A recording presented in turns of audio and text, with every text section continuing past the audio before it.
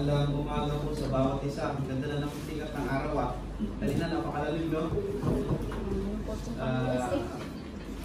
Bago po ang magbigay sa inyo ng kapatid, nagpapasalamat din po ako sa Panginoon dahil nga nabulit yung dalawa kong kasama.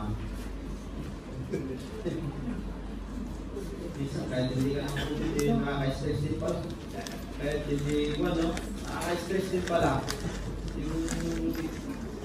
Alam naman natin na, ayun, hindi na pan yung COVID, no? Pero nakaka-stress din pag iniisip mo pala, no? Oo, nakaka-stress pag binigyan mo ng pansin. Kaya, muli, hindi ko na binigyan ng pansin, eh. Binabayaan ko na lang, no? But, we thank God. Kahit po 2 beses silang nag-positive.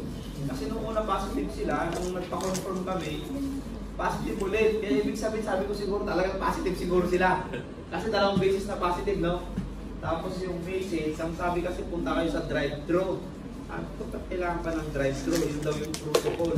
Yung iba naman, may mga nagsasuggest na kahit hindi na drive-thru. Eh, natakot naman kami sa fine na mangyayari kapag hindi ka pumunta sa drive-thru. No? Kasi yun ang kanila sa message doon sa kapag na-COVID ka. Pumunta kami sa drive-thru, nag-taxi kami mga kapatid.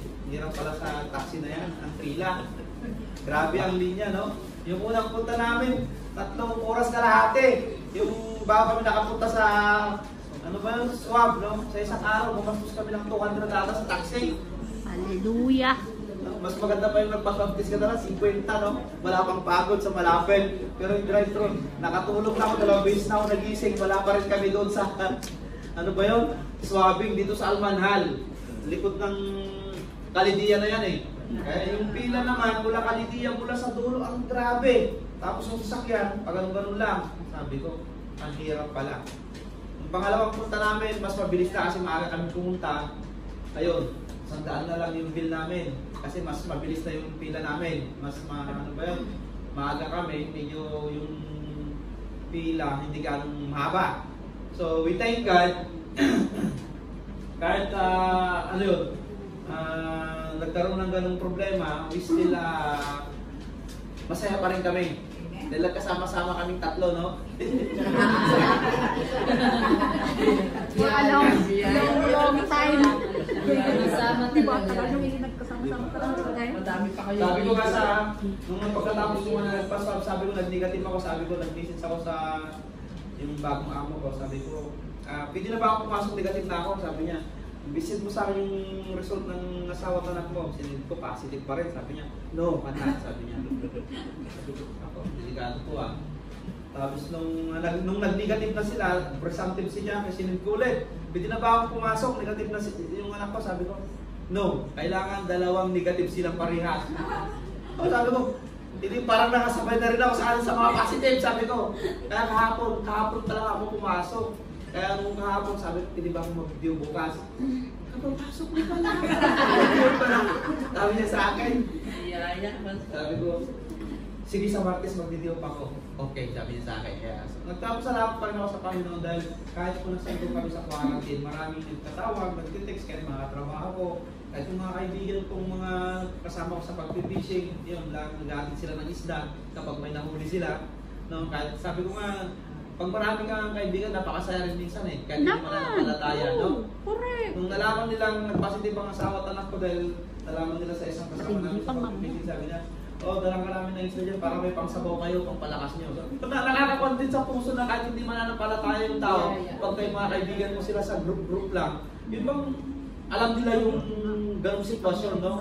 Yung mga kasama ko sa trabaho, ano may tutulong namin sa inyo dyan. Padadala ko mga ganon. Ganon, nakakatabas ang puso, no? Yung ganong mga kaibigan. Kaya kami nagpapasalamat kami sa Panginoon. Yung time pa naman na nangyari gano'n talagang na-negative yung laman ng itin ko kasi na-duplical tas ako sa loob ko. Negative talaga. Yung time na yun, pumunta pa ako ng maagas sa bangko. Sabi ko, nagpintama ako. Bakit gano'n? Sabi ko sa bangko. Eh sabi niya, na-freeze daw yung sweldo ko. Tapos na-duplical tas ako sa bangko. Sabi ko, grabe naman, sumabay pa. Sabi ko, negative talaga. As in, negative yung laman ng ATM ko, mga kapatid. Sabi ko, magbabayad pa ako ng ganito. Sabi ko, internet, dito. But, we thank God. Yung ganong sitwasyon ng problema, sumabay-sabay, but still God is faithful. You know? May isa akong katrabaho, isang message ako sa kanya, kailangan ko ng ganitong amount, sabi ko sa kanya. Ayun, nagbigay ng pera, sabi ko, social pa nga, dahil dollar yung pinairam eh. Sabi ko, paano ko babayaran to? Dollar pa yung pan mo, sabi ko sa kanya. Pag nakaluwag ka, sabi niya sa akin. So, napakabait talaga ng Panginoon. Dahil yung time na kailangan mo, isang message mo lang, andun na rin yung command ni Lord para tulungan ka, no? Talagang, yung kanta kanina, hindi ka nagkulang, hindi talaga nagkukulang si Lord eh. No? Kaya sabi ko, kaya pag hindi ka nagkulang, yung nandun kami sa, kasi kapag, minsan gusto mo pag kumain ka kapag ano ba yun, nasa parating ka, minsan gusto mo laging order ka talaga ng pagkain, eh, no? Mas magastos pala yung order sa pagkain. Kada order mo, 20, 25 kada kain, no? Mas maganda yung nagluluto ka dahil pwede mo pang yung tira, pwede mo kainin sa hapon, no? O sa umaga. But still, we thank God kasi hindi po talaga siya nagkulang sa amin. Lord, salamat po sa umagang ito, Panginoon, dahil napakadakila mo po. Napakabuti mo, hindi ka po nagkukulang. Although kami po yung maraming pagkukulang, but we thank God because of your grace, because of your favor, and because of your love, kahit nagkukulang po kami, Panginoon Lord, minamahal mo pa rin kami. Kaya po salamat po, Panginoon, at sa oras na ito, Lord, salamat sa iyong presensya, salamat sa iyong kadakilahan at kabutihan, Panginoon, Lord, ang iyong anak muli ay magbabahagi ng iyong banal na salita sa kalagitnaan ng iyong mga anak, Panginoon, Lord. Hayaan mo po na ang iyong banal na Espiritu ang maghari sa kalagitnaan po namin. At Lord God, humihirap po ako ng katalinuhan at karunungan na manggagaling sa iyo nang sa ganun ay maibahagi po ng maayos ang iyong mga salita, Panginoon. Lord, we are asking for the divine intervention of your Holy Spirit to move in the midst of us so that, Lord, we can easily understand or grasp your words today, O God. Lord, this is our humble prayer in Jesus' name we pray. Amen. So, supposedly, si Pastora po ang magbibigay ng mensahe ngayon. Kagabi, tumawag po siya sa akin. Sabi ko, hindi ko na rin na-receive kasi busy na pala ako sa trabaho. May voice message pala siya. Sabi niya, nung tinawagan ko siya, yung boses niya namamalat talaga. Na talagang sabi niya, hindi ko talaga kaya, sabi niya. Although na-forward niya na yung message niya, na-forward niya na rin yung kantang kakantahin niya. But, siguro, because, yun, lagi kasi siyang nabiyahe, minsan sa Al-Ain, minsan sa Dubai, sa kanyang trabaho, napagod din siguro because of the weather, no? Pangit yung weather minsan, malamig, mainit, ganun. Kaya nagkasakit po siya din. Sabi ko na ako na naman. Tapos nag-visit sa akin siya nabil kagabi. Pastor, hindi ako makakapunta yan. Sabi ko, sino mamamalingkin? Nandito pa ako sa trabaho. Sabi ko, wala pa naman tao sa bahay. Sabi ko kay Jackie, free ka ba? Sabi ko, may tao ba dyan sa bahay? Iwan mo muna si Toto. Sabi ko, dumating na si Grace. O sabi ko, bumili ka ng kwan doon sa kwan. Lutosan ko siya. Tapos sabi ko, ako na lang. Kasi kapag umuwi ako ng alas 11, baka sarado na yung kwan. Sabi ko, dumaan ako sa Wilson doon. Okay, napaka-convince ni Lord talaga. Yung bang, tapos sabi, nag-message si Pastora. Sabi ko, no, ako pala mag-message. Kaya kagabi, sabi ko, pagkatapos kung nag-prepare ng lulutoy ko ng umaga, mag-prepare muna ako ng sermo ko. Kaya lang, yung bata naman, alas 3 na natulog. Mag-alas 3 na. Sabi ko, pupuyatin pa ako dito ha. Sabi ko, kaya nakatulog ako. Matatlong oras din ata ako natulog. Ngayon, but we thank God. Tapos diretso pa trabaho mamaya. Amen. Hindi po yung hadlang para hindi po natin mapakinggan ang salita ng Panginoon. Amen. Lagi pong mahinahanda ang Panginoon sa ating mga buhay. Amen. Although hindi nakapunta si Pastora, maybe this is the word of God for us today. Amen. Ito po yung tema na gusto ko pong ibahagi sa kalagitnaan po natin. Ito po yung binigay ni Lord kagabi sa akin. Implication of the praise, redeeming the time because the days are evil. Ito po yung text natin. Yung text natin na to, text din natin nung last Friday. Iniba ko lang yung tema.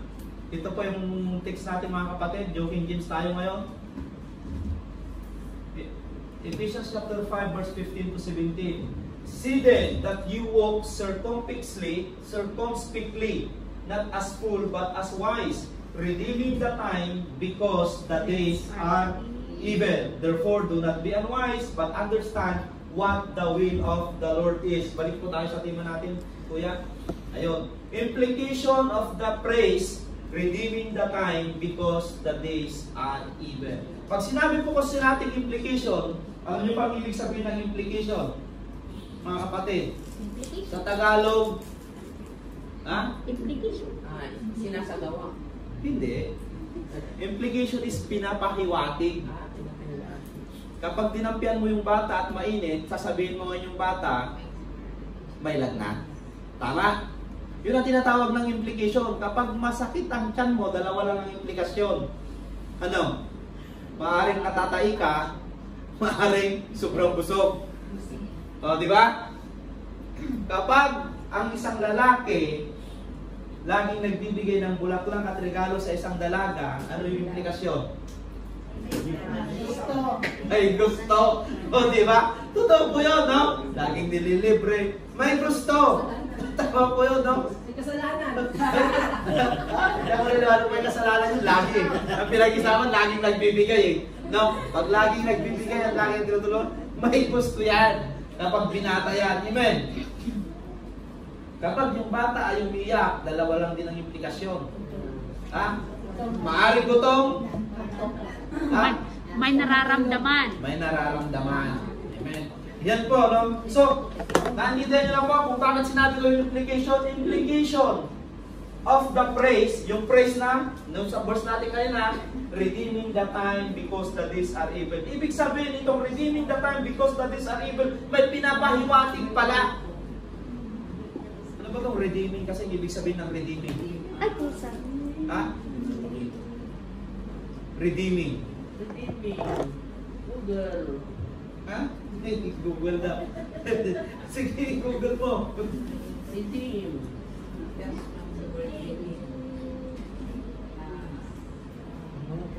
Parang ganito lang yun. Parang nanubos ka lang eh. Tinubos. O, parang tinubos. Yeah. Di ba? Di ba? Pagtubos. Ganon. Parang samantalahin mo. Parang ganon. Redeeming the time because the days are evil. Samantalahin mo. Ha? Ang panahon. Dahil ang sitwasyon natin ngayon ay gumugulo na. Parang ganon lang yun. Di ba? Amen. So, ang definition ng redeeming, bibila ko ng konti para maintindihan po natin ha. Ang redeeming sa Greek word, exagorazo, nung tinignan ko sa Greek word niya, na it means to make wise and secret use of every opportunity. Secret use of every opportunity. Kung may pagkakataon na gumawa ng mabuti, kailangan na nang gumawa ng mabuti. Amen? Bakit? Kasi gumugulo ang mundo. Amen? At ang ibang ibig sabihin ng redeeming is able to save people from sin, error, or evil. Samantalahin mong gumawa ng mabuti dahil marami nang gumagawa ng hindi maganda at marami nang nagkakasala. Amen? At nai-influensya na hindi maganda kahit mga Kristiyano. Amen? Dito yan.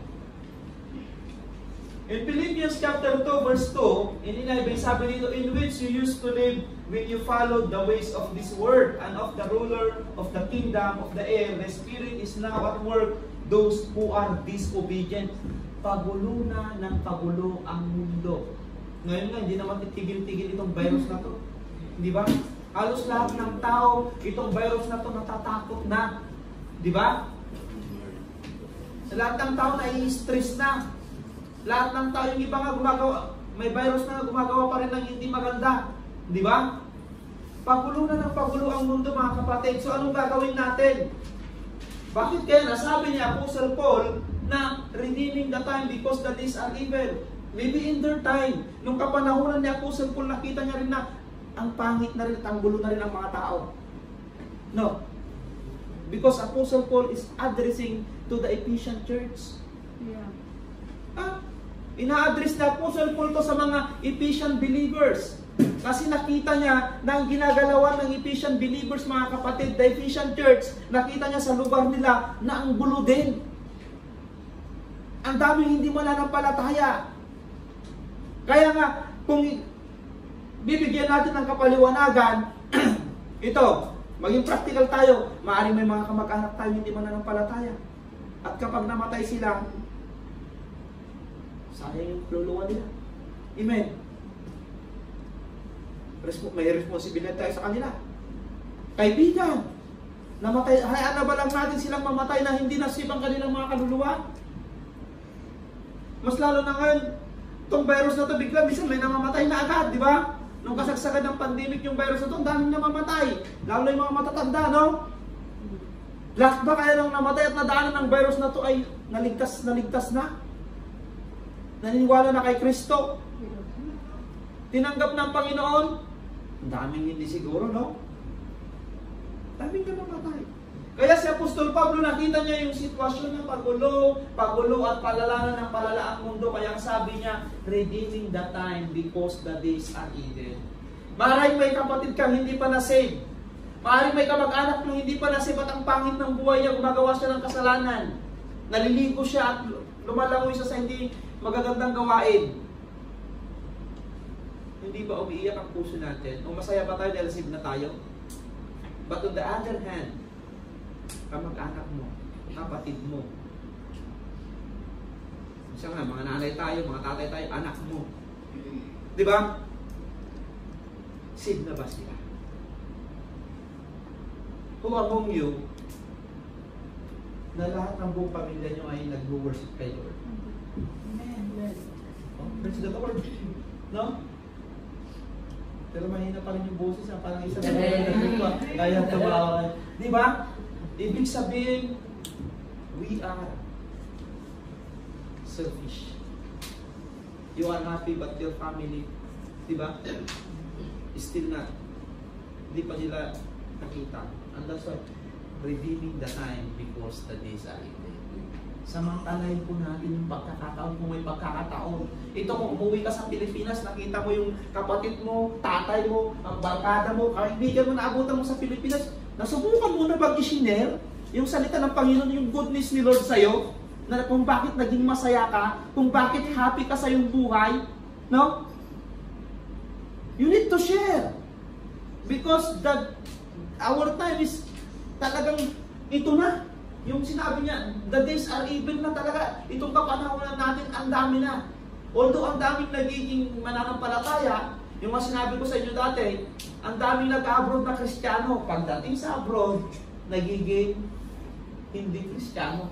Ang dami namang nag-abroad na hindi Kristiyano, pag nag-abroad naman, nagiging Kristiyano. At ito ang vice versa, pag uwi ng Pilipinas, yung hindi Kristiyano, na-influence siya ng kamag-anak. Pero yung Kristiyano na naging ibang bansa, pag uwi, hindi na Kristiyano. Sabihin ko sa inyo totoo, ang dami kong naobserbahan ganyan. Kahit nakalive ako, marami sa amin pumunta dito sa ibang bansa. Nung mga Kristiyano dun sa lugar namin, kasamaan ko sa church. Nung andito na sa ibang bansa, nakalimutan na nila yung pag-uwi sila sa Pilipinas. O, pumupunta naman sila, pero pag sa ibang bansa, nakalimutan nila. Sige kuya. The first implication of the phrase, redeeming the time because the days are evil, we need to walk carefully. Pagulo na ng pagulo ang mundo. Bilang isang mga Kristiyano, ito po yung implication niya. Walk carefully. Ano ba yung sinabi ng verse natin kanina? Walk circumspectly. Ang ibig sabihin niyan, lumakad po tayo na maingat. Ha? Ikaw ba naman naglalakad sa daan, kung hindi ka maingat, baka matisod ka. Kung ikaw ba naman naglalakad sa daan, baka mabangga ka. Tama, mali. Ha?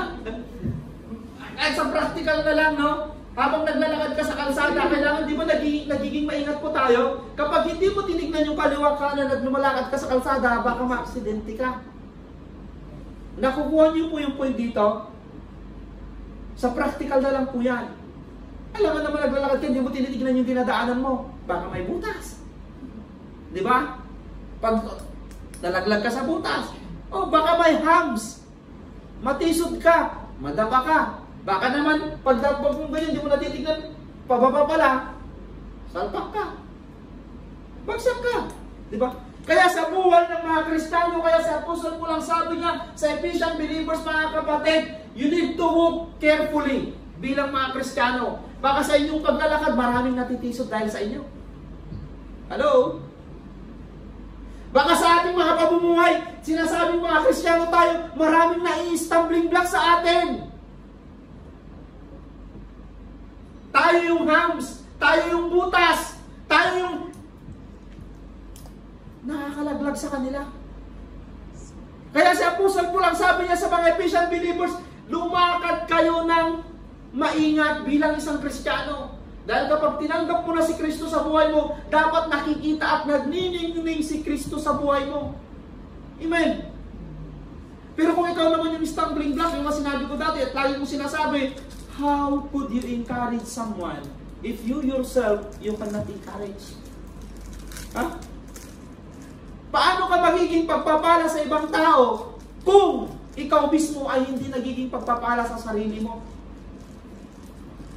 Na nakikita ng ibang tao, oh, simba ng simba yan. Yung bunganga naman, laso ng lumalabas. O diba? Kapag napakinggan mo yung salitang ganon, anong mararamdaman mo? Masakit, syempre. Ha? Masakit, syempre. Napakasakit, mga kapatid.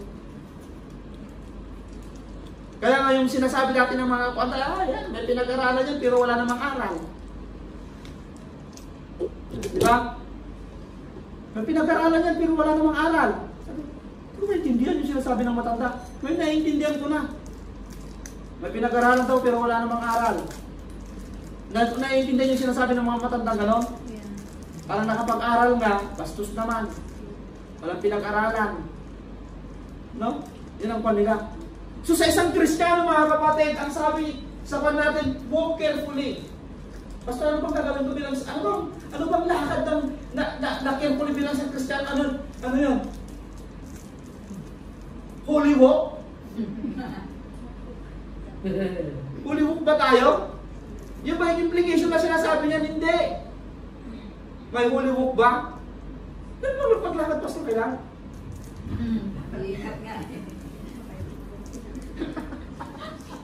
Diba? Ang sabi ko kanina, implication lang ito, pinapahiwatig. So ang pagpapahiwatig dito, mga kapatid, we need to walk carefully. Kailangan, bago tayo gumawa ng isang bagay, pinag-iisipan po natin bilang isang Kristiyano. Makakasakasa ba ako sa ibang tao kapag sinabi ko to? Kapag ginawa ko to, masasaktan ko ba siya? Kailangan tinitingnan natin at binabalansin natin lahat ng ating gagawin, baka may masaktan po tayo. Baka yung mga tao masabing, oh, yan pala yung nagsisimba. Ando, nakita ko naman ang sarap ng kiling-kiling dun sa kwan. Pinicturean ko nga eh. Gusto ko sanang ipos eh. O, di ba? Ano natin sa akin, di ba? Nakita ko naman. Ang sarap naman pala ng kwan niya doon. Bumukal pa yung baso niya, nakita ko eh.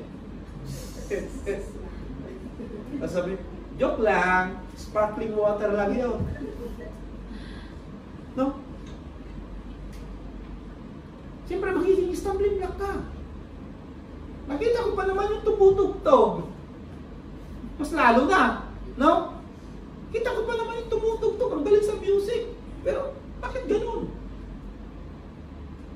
Pastor, ang hirap pala maging Kristiyano, no? Kailangan natin mag-ingat. Hindi. Napakadali lang maging Kristiyano kung magpakatotoo ka. Di ba? Eh, kung hindi ka totoong Kristiyano talaga, mahirap talaga dahil hindi ka nagpapakatotoo. Pero kung ikaw ay nagpapakatotoo bilang isang Kristiyano, 100% ako. Hindi mahirap. Madali lang maging Kristiyano. Parang madaling maging tao pero mahirap magpakatao. Di ba? Ang daling maging tao daw pero mahirap magpakatao. Pero dito mga kapatid, itong sinasabing walk carefully mga kapatid, it means, walk carefully means be careful of what you live. Ayan. To walk carefully in this evil day, you must use your time wisely. Kasi yun naman ang nakasabi doon sa natin kanina. Sa verse natin kanina mga kapatid, no? Kailangan din gawin natin maayos ang oras natin, gamitin natin ng maayos yung oras natin sa Panginoon. Walk carefully. Use your time. Ayun pala yung total, may sinasabi naman sila nung bata pa ako, different kind of Christian daw. Una, Sabihin nga, different kinds of Christian. Occasional. Occasional Christian. O, pag sinabi mong occasional Christian, pag birthday niya, magsisimba. Occasional nga, di ba? Thanksgiving. Pupunta makikipag-Thanksgiving din. Occasional. Ano pa? Ano pa? Pag ikinasal at namatay.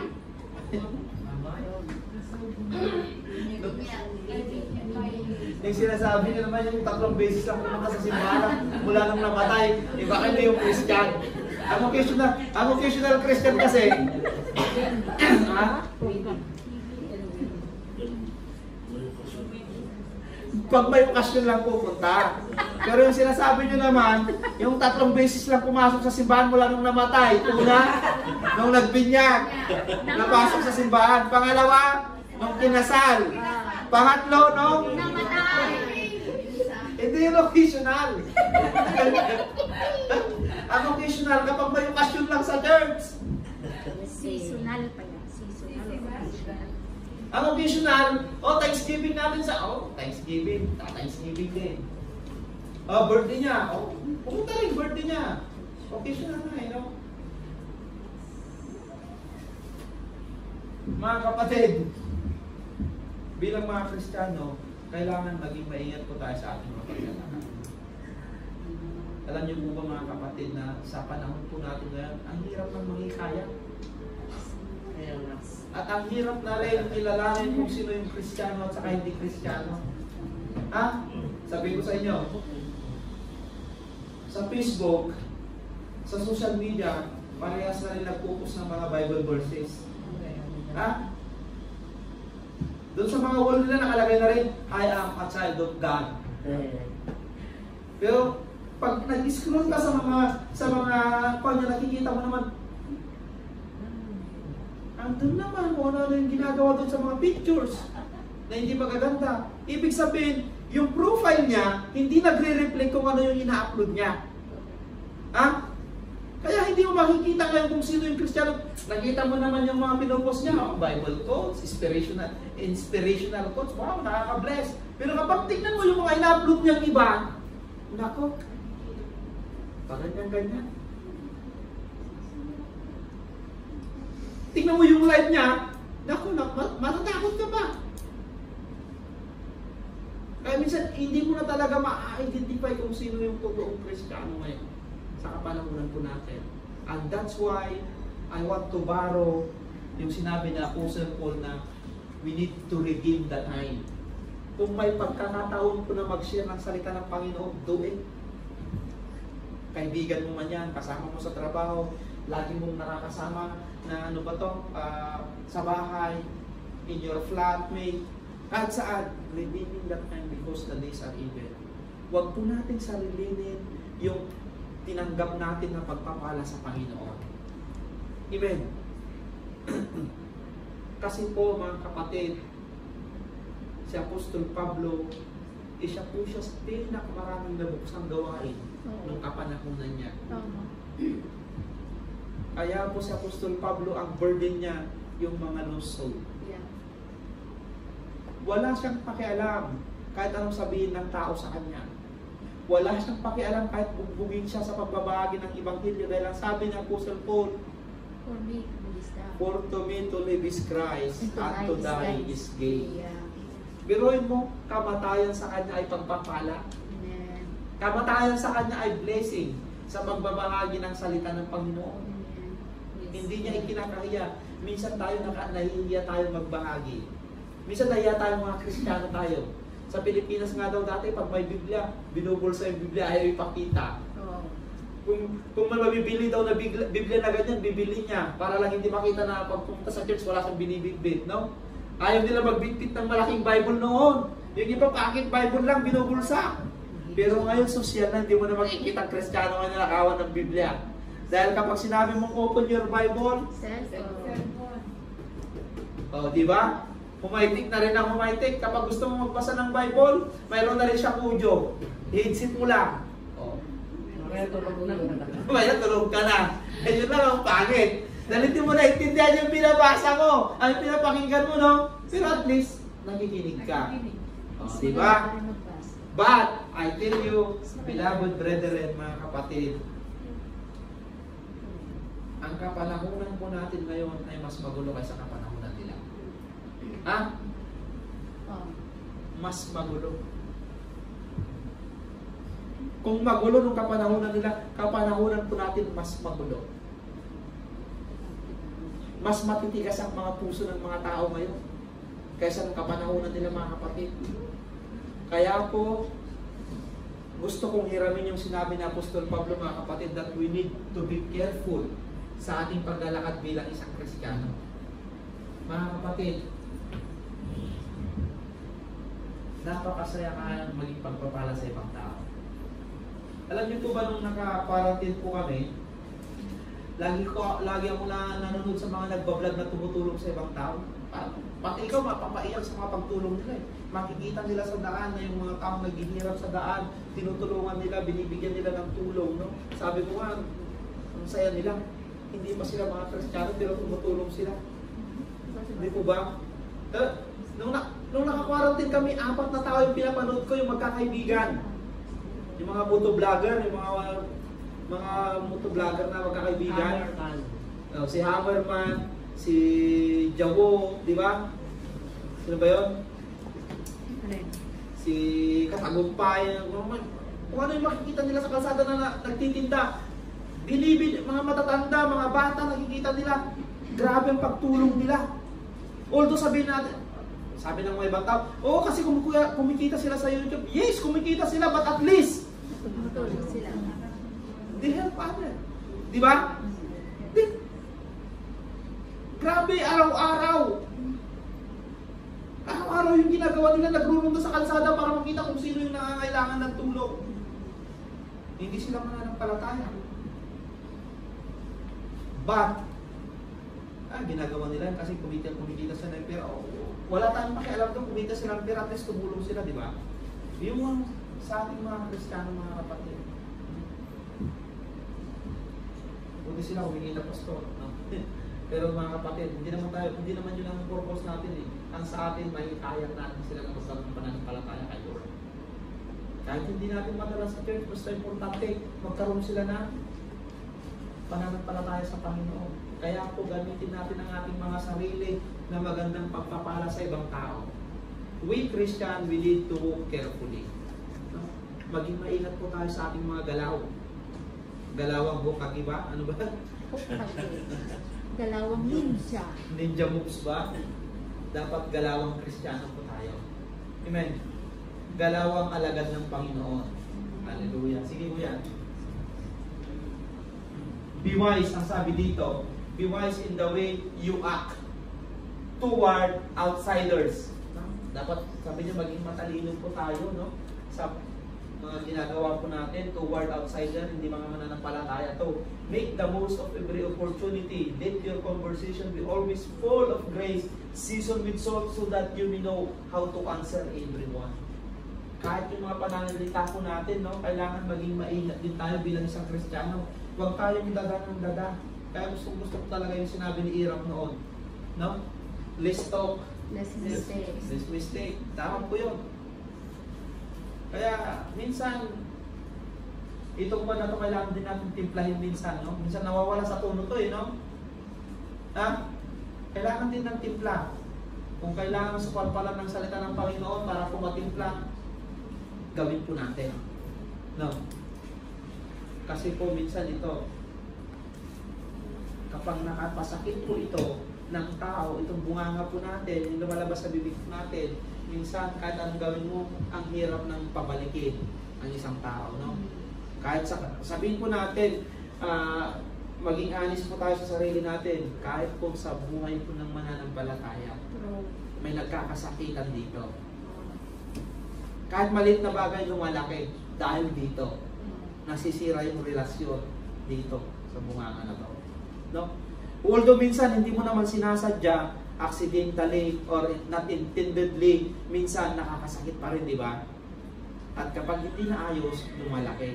Kaya po, lagi po tayong maingat, hindi lamang po sa ating mga galaw, pati rin po sa ating mga pananalita. Baka may nasasaktan po tayo, accidentally or not intendedly, na sila naman ay nagkikimkim ng sama ng loob sa atin at hindi sinasabi sa atin, doon nagkakaroon ng, nawala na pala si sister, hindi natin alam. Nawala na pala si brother, hindi natin alam ang problema. Tapos, no? At lalong-lalo na yung mga kasama mo sa flat, kasama mo sa bahay, kasama mo sa trabaho. Yung lagi mo sinasabi sa inyo, naalala nyo ba, na kapag ako ay nagagalit sa trabaho, kapag yung mga kasama ko hindi nagtatrabaho ng mais, kapag napapasigaw ako, ano sinasabi nila sa akin? Pastor, para akong nabubungusan ng yelo, ng malamig. Para yung isang kandila na bigla na lang nalusaw. Kasi minsan, may time talaga na sa trabaho, maiinis ka, no? Na naabutan mo yung ang gulo ng working place, o nakita mo yung mga tao, ganito, maraming trabaho, pero nakakonsay. Minsan, mapapasigaw ka rin eh. Kaya minsan nasusubukan ko yung mapapasigaw. Tapos sasabihin na lang nila sa akin, Pastor! Lord. Totoo po yun. How many times? Nakapaggalit ako sa trabaho, pag pinapagalitan ko yung mga kasama sa trabaho, yun ang tinatawag nila sa akin, Pastor! Diyos ko, Lord.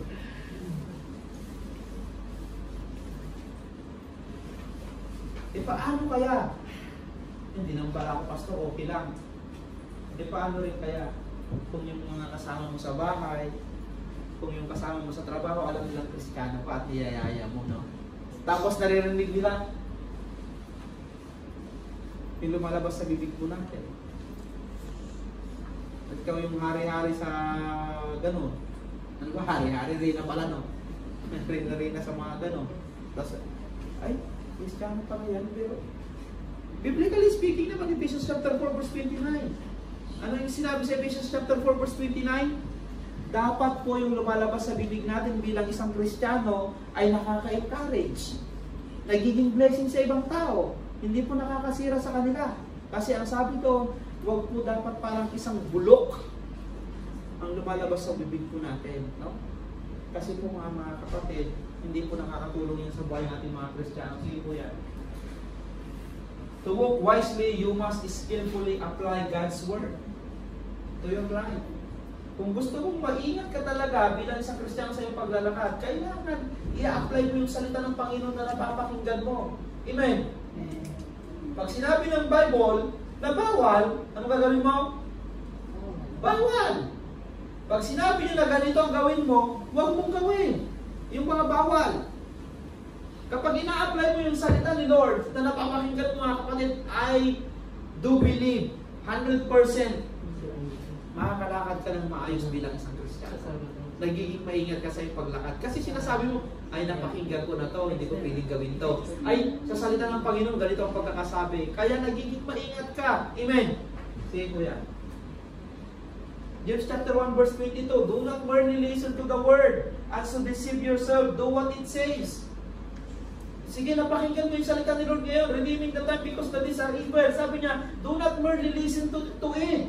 But, ang sabi niya, do what it says. Gawin mo. Dahil kapag nakikinig ka ng salita ng Panginoon, hindi mo naman ina-apply, parang alang isang sirang plaka.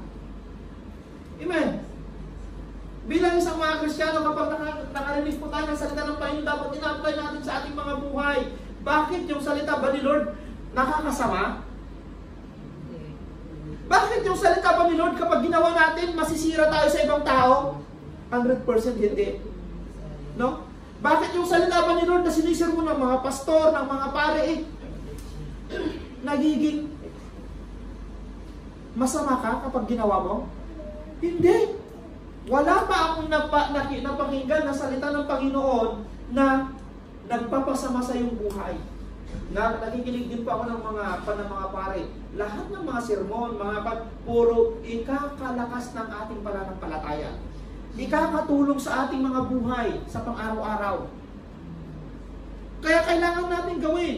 Kunwari, yung napag-aralan po natin ngayon, walk carefully. Masama ba yun? Babala nga yan di ba? Warning nga yan. Pero kapag hindi mo naman in-apply, ang sabi dito, you deceive yourself. Niluloko mo lang yung sarili mo. Kapag hindi mo in-apply yung salita ni Lord na napapakinggan mo, Sinabi nga ni Pastor, maging maingat ako sa aking lakad bilang isang Kristiyano. Maging maingat ako sa aking pananalita. Kapag ginawa mo yan, ibig sabihin, may pagpapala ka sa iyong buhay. Gaganda ang takbo ng iyong buhay, pero pag hindi mo ginagawa, sabi niya, you are only deceiving yourself. Niluloko mo lang yung sarili mo sa iyong pakikinig ng salita ng Panginoon. Kaya po napakahalaga mga kapatid that we need to walk carefully. Amen. Kapag ina-apply po natin yung salita ng Panginoon, 100%. Nakakalakad ka ng maayos bilang isang Kristiyano. Amen. Hallelujah.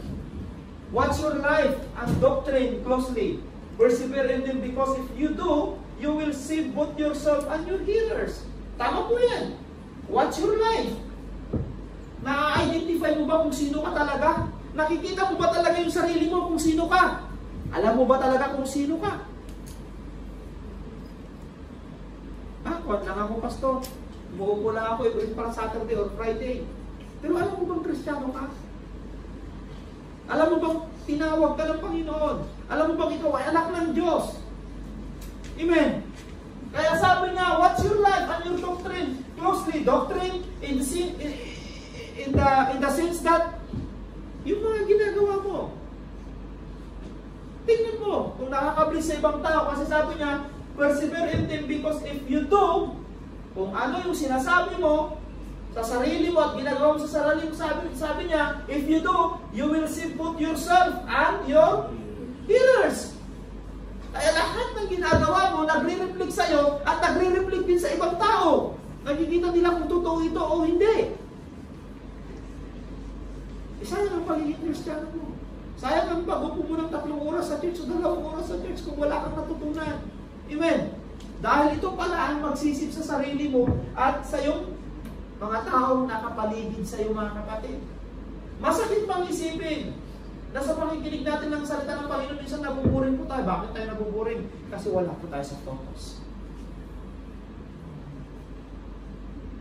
At kapag wala ka sa focus, wala ka talaga sa concentration, mga kapatid. Paglabas mo ng church, nakakalimutan mo agad yung salita ng Panginoon. Then, you cannot walk carefully. To walk carefully, you must be filled with the Holy Spirit. Yan naman yung pinag-tinuro ko dati last Friday. Kung gusto mong maging maingat ka sa iyong paglakad bilang isang Kristiyano, you need to be filled with the Holy Spirit. Kapag, alam niyo po ba yung sinabi ko last Friday, na ang ibig sabihin, last Saturday, ang ibig sabihin ng filled with the Holy Spirit, you allow God to take control of yourself. Kapag ang Diyos ang nagtrabaho sa iyong puso o sa iyong buhay, mga kapatid, 100% you can walk carefully bilang isang Kristiyano. Kasi it means you are filled with the Holy Spirit. Ang Diyos o ang banal na Espiritu ng Diyos o ang Diyos mismo ang magbibigay sa iyo ng karunungan, lahat. Kaya nga sabi nila, if you are filled with the Holy Spirit, you are empowered by the Holy Spirit. Amen. And if you are empowered by the Holy Spirit, hindi ka makakagawa ng hindi maganda sa ibang tao. And if the Holy Spirit take control of yourself, hindi ka niya hayaan gumawa ng mali. Hindi niya hayaan na ikaw ay masagasaan. Hindi niya hayaan na ikaw ay masadtrack ng gawa o ma-impluwensyahan ng gawa ng hindi maganda. Because the Holy Spirit Himself is the one who is take control of your life. If you are filled with the Holy Spirit. And that's why we Christians, we need to desire to be filled with the Holy Spirit. And if you are filled with the Holy Spirit, mga kapatid, you can do miracles also in your life. And even some other people. No? Ang sarap kaya sino naka-experience dito that they are filled with the Holy Spirit? No? Iba kaya. Minsan na, nagpipre ka, nagsasalita ka, hindi mo alam yung sinasabi mo, parang nakabukas lang yung bunganga mo eh. No? But you are worshiping the Lord. Minsan yung sinasabi mo, hindi mo alam anong klaseng pananalita. But you are declaring the goodness of God. Because you are filled with the Holy Spirit. And the Holy Spirit Himself is the one who take control of yourself. Kaya hindi ka makagawa ng hindi maganda. Kaya kapag nag-advise ka, lahat ng ina-advise mo, good for those people. Amen. Kaya kung mga kapatid, sabi dito, do not get drunk with wine, leads debauchery, instead be filled with the Spirit. Ano? Yan yung message ko last Saturday. In contrast to the wine, di ba, binigyan ko ng paliwanag. Ang epekto ng alak, kapag ikaw ay filled with alcohol, nawawala ka sa sarili mo. Tama? Nawawala ka sa sarili mo kapag nasubra mo ng alak. If you are filled with the alcohol, nasusubra mo. Kaya si Apostle Paul, napakatalino niya talaga. In contrast of the Holy filled of the Holy Spirit and filled with the alcohol, parehas lang yung epekto, mga kapatid. Bakit ko sinabing parehas ang epekto? Kapag ikaw ay nanango sa alak, ito ang epekto niya, nawawala ka sa sarili. You lose your control. You lose your mind. Kaya sabi nila, hindi ko alam yung ginagawa ko dahil lasing ako. Tama? But in contrast with the filled with the Holy Spirit, you will not lose your control. You will not lose your mind. Lagi kang attentive, lagi kang may wisdom. Di ba? Pero yung lango sa alak, filled with the alcohol, mga kapatid, nagawa ko yan dahil lasing ako. But if you are filled with the Holy Spirit, ang magagawa mo, puro pagpapala sa ibang tao. Pero kapag ikaw ay filled with the alcohol, puro kasiraan ng ibang tao ang magagawa mo, puro disgrasya, puro mga kawalangihan ang magagawa mo. Sakit sa ulo. Di ba? But if you are filled with the Holy Spirit, wow, you will be blessing upon blessing sa mga ibang tao. Di ba? Pag-aralan natin yan ng last Saturday. And if you are filled with the alcohol, mga kapatid, ang sabi ng ibang doktor nung naglagay ako ng research, kasi thesis ko kasi dati is work and personality of the Holy Spirit. Ang alcohol, ang sabi ng mga ibang doktor, ito ay depressant. Pinahihina niya yung mga parte ng utak po natin para hindi po tayo makapag-isip ng tama. At ang sabi ng mga doktor sa aking research noon, yung mga judgment area natin, yung mga brain natin, yung mga discerning natin, pinahihina ng alcohol. Bakit? Ninanam ito ng alcohol. Ano ba yung ninanam? Pinamamanhid ng alcohol. Kaya kung gaano ka katalino, kapag nalasing ka, nawawala yung katalinuhan mo. Bakit? Nagiging nam ng alcohol to, minamanhid ng alcohol. Kasi sabi ng ibang doktor, pang-depressant na daw yung wine, yung alcohol pag nasubrahan mo. Pero ang Holy Spirit naman, hindi niya ninanab yung brain mo. Ini-enhance niya yung utak mo. If you are filled with the Holy Spirit, mas lalo kang tumatalino. Nagkakapagbigay ka ng advice ng maganda because the Holy Spirit gives wisdom. Amen. Gives knowledge. Amen. But the alcohol, he will lose your memory. He will lose your wisdom. He will lose your knowledge. Hanggang sinabi nila, kaya ako na-rape yan dahil lango ako sa alak. O diba? So ibig sabihin, in contrast with the Holy Spirit, mga kapatid, if we are not walk carefully, baka sasabihin din po natin, kasi nga po wala ako sa aking sarili. Kasi nga po hindi ko alam ang aking ginagawa. Bakit? Lasing. O diba? And that's why it is very important that we Christian, we must walk carefully.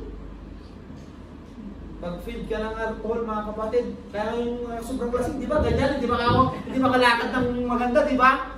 Tama? Kaya kapag iganon mo lang ng konti, tumba. May nakakita na ba kayo ng lasing na nakalakad ng maayos, yung sobrang lasing? Wala. Kahit ano, dinidiretso nila, kahit lubak-lubak yan di ba? Kasi, sobrang lasing talaga. But if you are filled with the Holy Spirit, sabi ko sa inyo dati, when I was in the Bible school, when we were preaching the Word, when the Holy Spirit worked in our midst in the Bible school, one of the superintendent of the IAFB, yung pinakamatanda, si Teodoro Di Pontoro, he is one of our speaker. Nakita ko, alam niyo yung upuan na mahaba?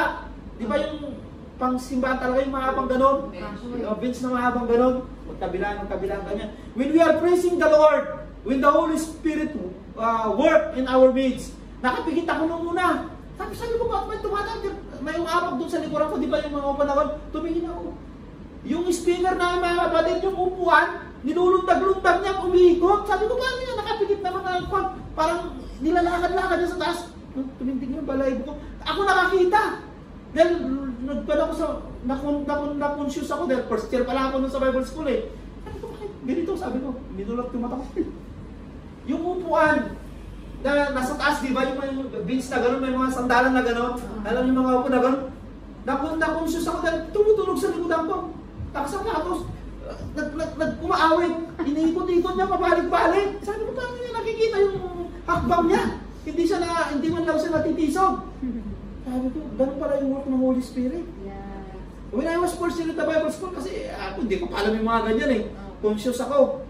Minulat ko yung mata ko, tinitignan ko eh. Kasi conscious ako dahil hindi ko alam. If you are filled with the Holy Spirit, nakapikit ka pala lahat ng apakan mo, tamang-tama.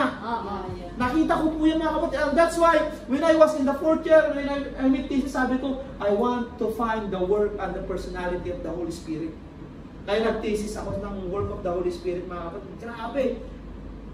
Nung ni-research ko ang work of the Holy Spirit, ang dami niya pala. Kapag filled po tayo ng Holy Spirit mga kapatid, may sakit ka kapag nag-filled ka ng Holy Spirit, lahat ng klase ng sakit babagsak sa iyong katawan. Yes. And if the Spirit work in yourself mga kapatid, kahit yung sinasabi nilang wala kang alam, pag nagtrabaho ang banal ng Espiritu sa buhay mo, nagiging matalino ka. At kapag ikaw ay nagsalita, ang daming taong maniniwala sa iyo. Pero ang taong lasing, pag nagsasalita, walang maniniwala. Tama? Tama. Di ba?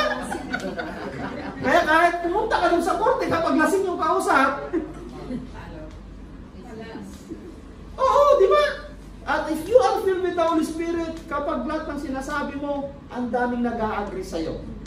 But if you are filled with alcohol, sabi ko sa inyo kanina, walang maniniwala sa'yo.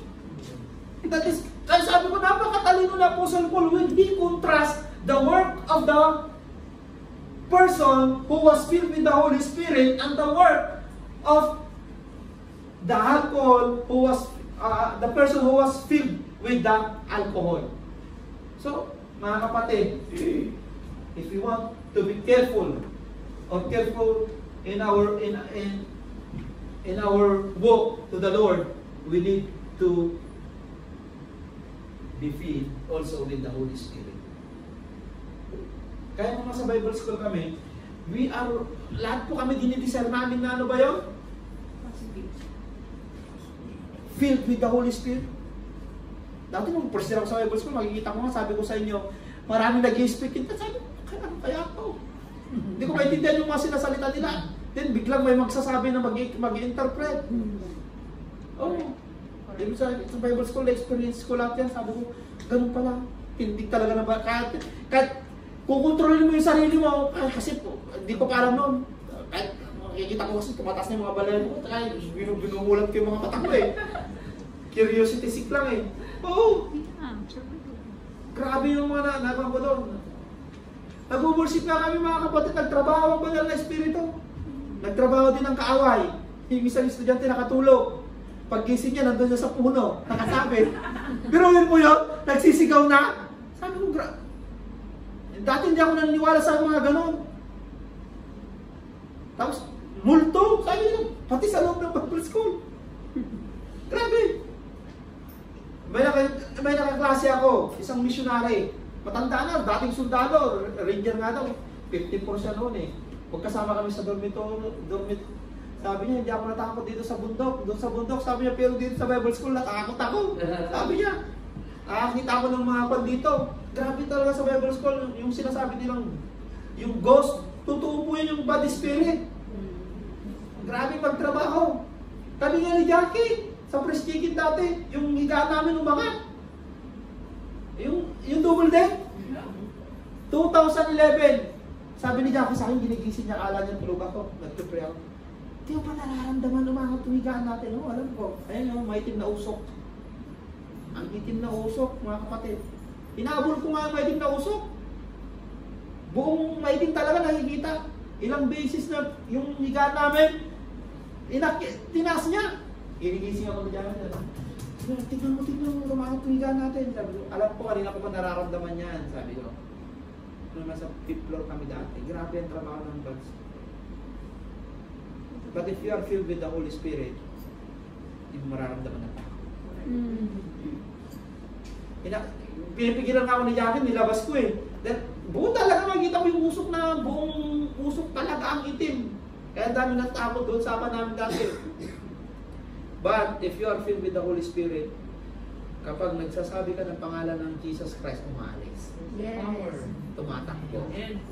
So there's a power in the name of Jesus. And that's why we need to walk carefully, mga kapatid. Subukan din po natin ma-filled with the Holy Spirit ang buhay po natin. Hallelujah. Desire! Amen. I-try po natin i-desire na ma-filled ng Holy Spirit ang buhay po natin. Kapag napuspos ka ng banal na Espiritu, sasabihin ko po sa inyo, automatically, you will be a blessing. You will be a blessing. Kasi ang nagkukontrol, ang nag-aari sa iyong buhay ay ang Espiritu ng Panginoon. Tapusin na lang po natin, tulong natin. Ayun, doon na lang muna tayo sa walk carefully. Mga kapatid, ito, sinabi ko lang po sa inyo kanina, kapag ikaw ay naging maingat sa iyong lakad, hindi ka na-aksidente, tama? Kapag ikaw ay naging maingat sa iyong paglalakad, hindi ka matitisod, tama? Kapag ikaw ay nag-iingat sa iyong paglalakad, 100% hindi ka mababangga. Amen? Sa buhay po nating mga Kristiyano, i-apply po natin yan. Kapag po tayo naging maingat din po tayo sa ating paglalakad bilang isang Kristiyano, hindi ka gumagawa ng ika-stumbling block mo bilang isang Kristiyano, kailangan yung pananalita po natin, sinusuri natin, na bago natin ilabas sa bibig natin, ay iniisip natin na makakasakit ba ako kay sister? Makakasakit ba ako sa kapitbahay ko? Makakasakit ba ako sa kaibigan ko? Makakasakit ba ako sa kasama ko dito sa flat? Makakasakit ba ako dito sa kasama ko sa trabaho? Kailangan ina-analytical natin kung ano yung ilalabas natin sa bunganga natin. Kasi sabi ko sa inyo kanina, maybe not intendedly, na wala kang sinasabi na masasaktan siya, pero nasaktan siya. Okay lang yun dahil hindi mo naman sinadya, di ba? May mga ganon. Pero kapag kayo po ay nasaktan naman sa sinabi ng iyong kaibigan na hindi sinasadya, unaware, kailangan din kausapin nyo ng maayos, huwag kayong magtatanim na sama ng loob. Being a Christian, ang sabi ng Apostle Paul, in their time, redeeming the time because the days are evil.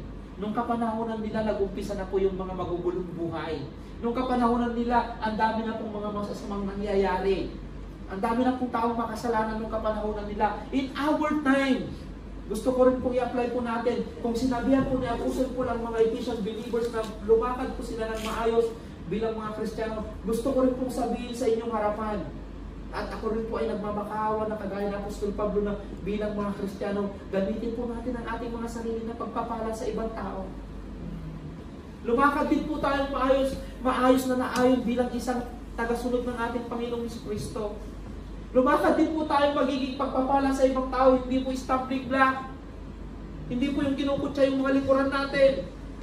Lumakad din po tayo ng maayos na magiging blessing sa ibang tao, mga kapatid. Yan po yung sinasabi ng Apostol Pablo, redeeming the time because the days are evil. Kaya kapag may pagkakataon po na gumawa ng kabutihan, dahil po mga kapatid, palala na ng palala ang mundo, pasira na ng pasira ang mundo, dumadami ang hindi na nananampalataya sa Panginoon, although marami na nakukonvert, but we need to walk carefully para maging mas marami pa tayong ma-encourage ng mga ibang tao na hindi mananampalataya. Maybe your friends, maybe your relatives, maybe your anak, kamag-anak, pamilya, ay mailapit pa sa Panginoon dahil sa maingat mong paglalakad bilang isang Kristiyano. So mga kapatid, the first implication of the praise, redeeming the time because the days are evil. Ang sabi ng ating verse, we need to walk carefully as a Christian. Amen. May God bless you all po, mga kapatid.